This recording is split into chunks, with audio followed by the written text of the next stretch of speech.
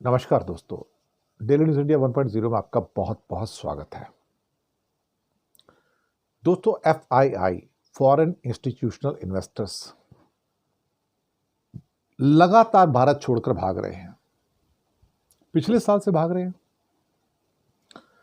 और 2025 में तो एक नया रिकॉर्ड बना दिया है। Approximately 2,40,000 crore already Indian market से निकाल के जा चुके हैं।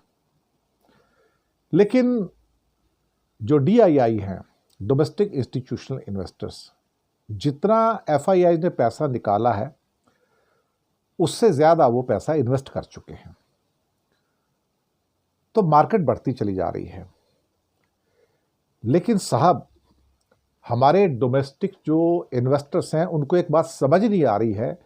वो समझने की कोशिश ही नहीं कर रहे हैं कि भाई ये जा क्यों रहे हैं। अल्टीमेटली पिछले एक साल से इंडिया को बेच बेच के जा रहे हैं। तो क्यों जा रहे हैं? कुछ तो ऐसी कमजोरी उनको यहां नजर आ रही है, कुछ तो दीमक खाई मोदी सरकार की अर्थव्यवस्था की दीवारों में वो नजर आ रही है उनको। लेकिन डोमेस्टिक जो इंस्टीट्यूशनल इन्वेस्टर्स है उनको नजर नहीं आ रही है। कुछ लोग हमारे इंडस्ट्रियलिस्ट में से ये कहने की कोशिश कर रहे हैं कि जो फॉरेन इंस्टीट्यूशनल इन्वेस्टर्स है FII, वो बेवकूफ हैं, उन्हें हमारे हिंदुस्तान की नब्ज ही नहीं पता, और जो हिंदुस्तान के लोग हैं उनको हमारी नब्ज पता है।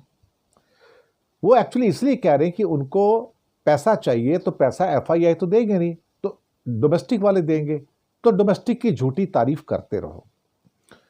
लेकिन मुझे लगता है कि अब वक्त आ गया है साहब कि हमें समझ जाना चाहिए। जो भी डोमेस्टिक इंस्टीट्यूशनल इन्वेस्टर्स हैं या जो भी इन्वेस्टर्स हैं हमारे, जो म्यूचुअल फंड में, SIPs में जो पैसे डाल रहे हैं, ये उनके संभलने का वक्त आ गया है। और IT के कंपनी हो, FMCG कंपनी हो, पावर हो, कंज्यूमर ड्यूरेबल्स हो, इन सब को छोड़ छोड़कर लोग जा रहे हैं।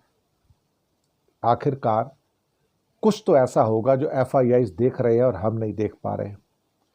2,40,000 करोड़ अगर वो बेच चुके हैं इस साल, तो उसका कोई तो कारण होगा ना। अल्टीमेटली मैं कोई स्टॉक का एक्सपर्ट तो हूं नहीं भाई, लेकिन मुझे लगता है कि जो की सेलिंग पॉइंट्स हैं वो, मुझे लगता है उसमें से एक तो जो ग्लोबल रिस्क बढ़ती चली जा रही है उसको अवॉइड करना है। इंडियन स्टॉक्स का वैल्यूएशन बहुत ज्यादा हाई हो चुका है। US डॉलर रुपए के मुकाबले स्ट्रांग होता जा रहा है। US बॉन्ड की यील्ड्स बढ़ रही हैं और कॉर्पोरेट अर्निंग्स जो इंडिया में है वो कम हो रही हैं।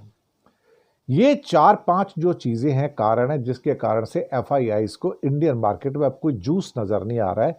हालांकि डोमेस्टिक इंस्टीट्यूशनल इन्वेस्टर्स उसको सहारा देकर खड़े हैं। अब साहब, कब तक खड़े रहेंगे? लेकिन जिस दिन ये मार्केट क्रैश हुई और डोमेस्टिक जो इन्वेस्टर्स हैं वो भी हट के चले गए, तो फिर साहब इस मार्केट को बचाने वाला क्रैश होने से कोई भी नहीं होगा। लोगों को इस बात को समझना होगा। शुक्रिया आपका।